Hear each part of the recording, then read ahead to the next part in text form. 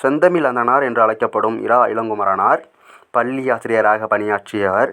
நூலாசிரியர், இதழாசிரியர், உரையாசிரியர், தொகுப்பாசிரியர் என பன்முக திறன் பெற்றவர். இலக்கண வரலாறு, தமிழிசை இயக்கம், தனித்தமிழ் இயக்கம் உள்ளிட்ட பல நூல்களை எழுதியுள்ளார். தேவநேயம் என்னும் நூலை தொகுத்துள்ளார்.